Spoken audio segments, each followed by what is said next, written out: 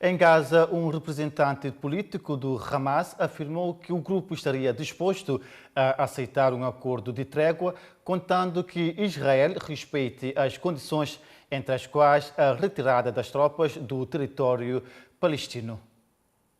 Hoje, 3 trabalhadores ficaram feridos quando foguetes do Hezbollah atingiram a região da cidade de Haifa, na fronteira com o Líbano. Foram pelo menos 30 lançamentos. A resposta foi contra um reduto do grupo terrorista no subúrbio da capital, Beirute.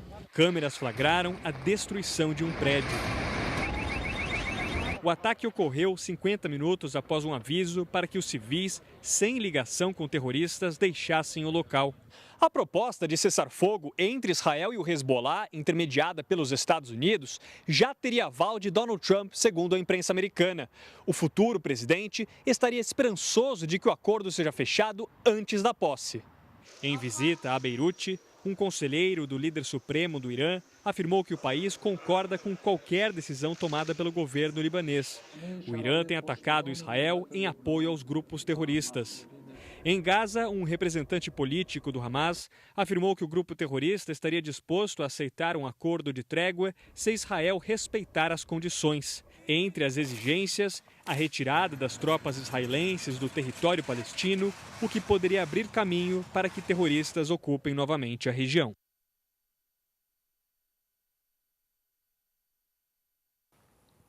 Uma pessoa morreu e 8 ficaram feridas em um ataque russo na cidade de Odessa, na Ucrânia. O ataque atingiu prédios residenciais, um centro médico e igrejas. Um gasoduto também foi danificado. Milhares de moradores estão sem aquecimento em casa. De acordo com as Nações Unidas, bombardeios russos a instalações de energia podem ocasionar uma nova onda de deslocamentos em massa na Ucrânia, à medida que o inverno se aproxima.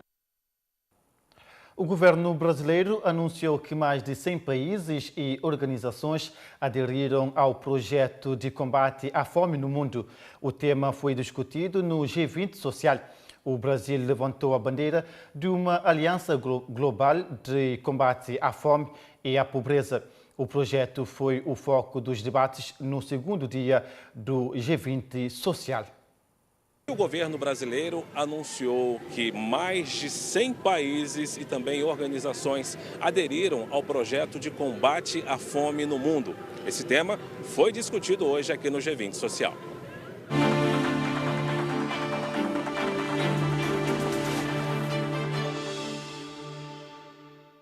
O Brasil levantou a bandeira de uma aliança global de combate à fome e à pobreza. O projeto foi o foco dos debates no segundo dia do G20 Social. A ideia é adotar políticas públicas e ações eficazes para a redução dos índices de miséria no planeta. Países que sofrem com a desigualdade teriam o apoio de nações e órgãos internacionais.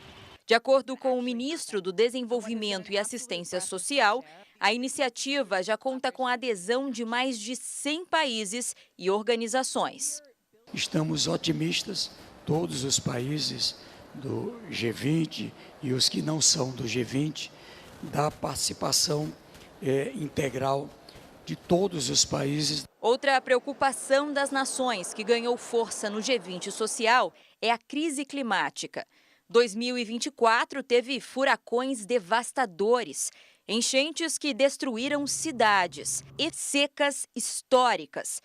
Uma pesquisa divulgada pela União Europeia esta semana na COP29 projetou que este ano deverá ser o mais quente da história.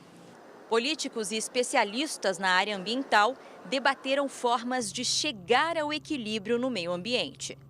As crises climáticas causam um efeito dominó no planeta. Os impactos vão muito além das fronteiras do país atingido e afetam a produção agropecuária.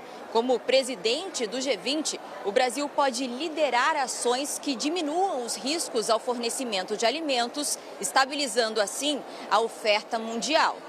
Para o ministro de Desenvolvimento Agrário e Agricultura Familiar, os países precisam se posicionar durante a cúpula sobre a alta emissão de poluentes.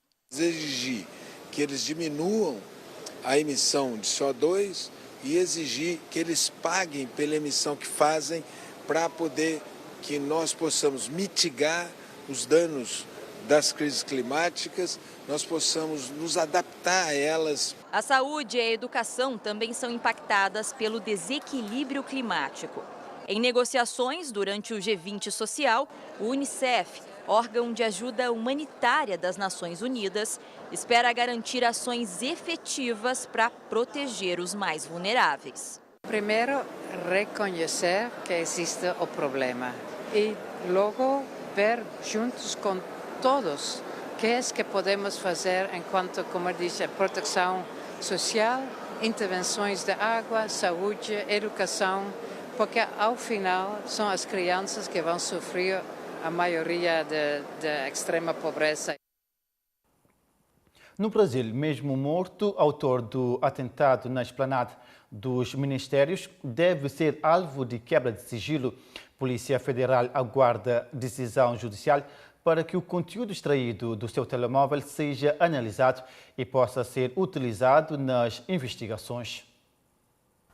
A Polícia Federal vai encaminhar ao Supremo Tribunal Federal um pedido de quebra de sigilos bancário, fiscal, telemático e telefónico de Francisco Vanderlei Luiz, autor do atentado na Praça dos Três Poderes. Informação foi confirmada ao R7 por fontes. O celular foi coletado e a Polícia Federal aguarda decisão judicial para que o conteúdo extraído seja analisado e possa ser utilizado nas investigações. De acrescentar que novas informações dão conta que Francisco Vanderlei Luiz, autor do atentado em frente ao Supremo Tribunal Federal, foi a uma loja de fogo de artifícios em Ceilândia comprar produtos dias antes de cometer o crime. Um vídeo obtido pela reportagem mostra o homem realizando a compra com um cartão e saindo da loja com uma caixa. As imagens são de 6 de novembro, uma semana antes do ataque. Segundo as investigações, Francisco teria comprado mais de R$1.000 na loja e, de acordo com peritos da Polícia Civil, há indícios de que o homem alterou de forma caseira os fogos comprados com o objetivo de potencializar as explosões. De recordar que na noite de quarta-feira, um carro explodiu no anexo 4 da Câmara dos Deputados. Segundos depois, Francisco jogou explosivos em frente ao Supremo Tribunal Federal. Ele morreu na explosão de um dos artefatos. Em Moçambique, o Serviço Nacional de Investigação Criminal desmantelou mais um esconderijo dos sequestradores na Matola Rio. A operação resultou na morte de 4 homens suspeitos de envolvimento de sequestro de 2 cidadãos. Mais informações com Danisa Moiane. Olá. Em Moçambique, 4 sequestradores morreram baleados durante a operação do Serviço Nacional de Investigação Criminal para a libertação do empresário de nacionalidade portuguesa, que havia sido sequestrado há 2 semanas na capital do país, Maputo. Na residência que era usada como cativeiro, além do empresário de nacionalidade portuguesa, uma outra vítima que também havia sido sequestrada no dia 5 de agosto foi resgatada. Até a neutralização, houve uma troca de tiros entre a gangue que guarnecia a residência e a polícia, facto que deixou em pânico os residentes da zona residencial onde tudo aconteceu. Investigações continuam para a identificação dos mandantes destes, mas também de outros sequestros que tiram sossego ao país. Danisa Moiane, de Maputo, em Moçambique, para o Fala Cabo Verde.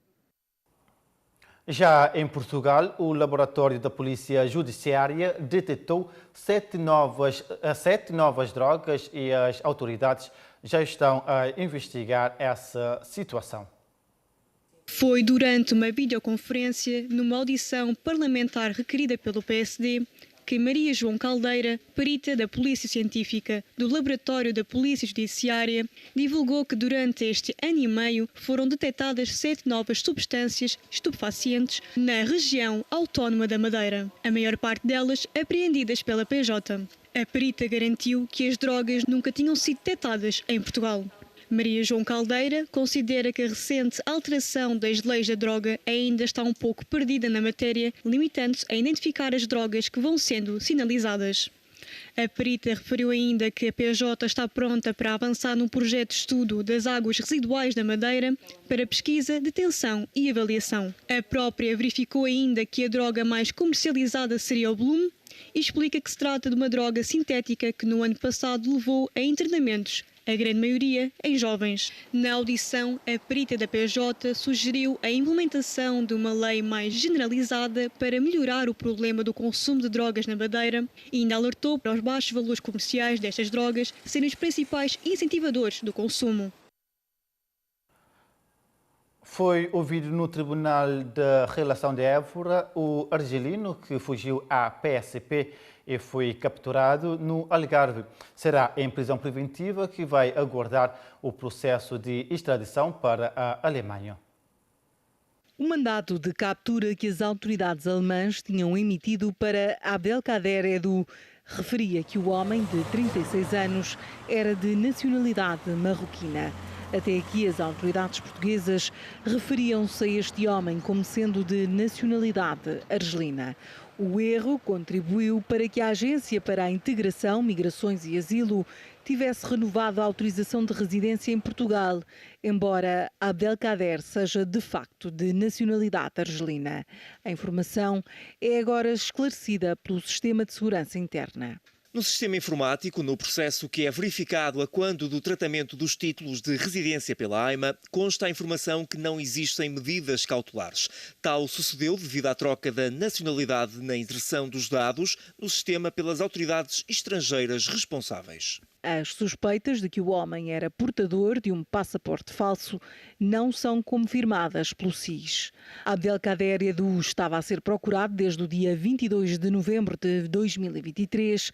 Foi detido no passado dia 10 de novembro no aeroporto Humberto Delgado, em Lisboa, quando se preparava para embarcar. Foi descoberto pelas autoridades portuguesas e acabou por ser detido.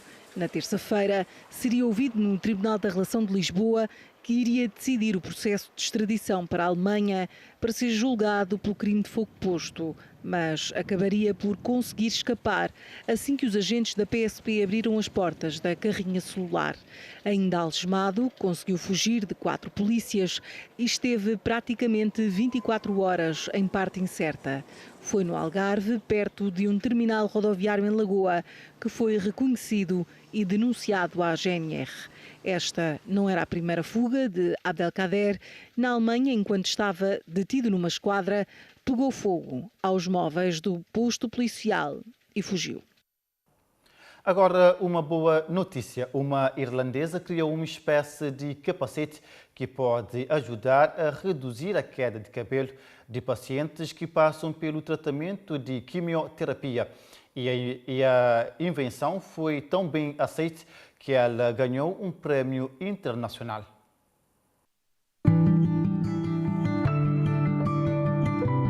Durante a quimioterapia, um dos efeitos colaterais mais comuns é a queda de cabelo. E foi pensando nisso que a Olivia desenvolveu um dispositivo chamado Athena. O aparelho usa água, que é resfriada constantemente enquanto circula em torno da cabeça dos pacientes. O objetivo é controlar a temperatura do couro cabeludo logo após o tratamento, o que reduz a perda de fios. Atualmente, há tecnologias do tipo, mas elas precisam de uma fonte de energia constante.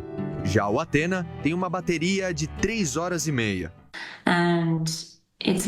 A diferença é que ele é leve e portátil. Isso significa que o paciente não precisa estar conectado a algo quando está no hospital. Ele pode se levantar e ir ao banheiro se quiser. E significa que ele pode resfriar antes e depois do tratamento, no conforto de sua própria casa. A ideia surgiu a partir das dificuldades da mãe dela durante o período em que fez quimioterapia. quando teve que usar os equipamentos tradicionais para diminuir a queda de cabelo. Há pesquisas mostrando que algumas mulheres acham que perder o cabelo é tão difícil quanto perder um seio. E a maioria dos estudos clínicos diz que se você mantiver 50% do seu cabelo, isso é considerado um sucesso. Então, como minha mãe, por exemplo, ela manteve cerca de 60% do cabelo e isso significou um mundo para ela. Apesar do dispositivo já ter conquistado o James Dyson, prêmio que elege os melhores projetos de novos inventores, ele ainda precisa passar por outros testes, para que cada vez mais pacientes tenham acesso à encorajadora tecnologia.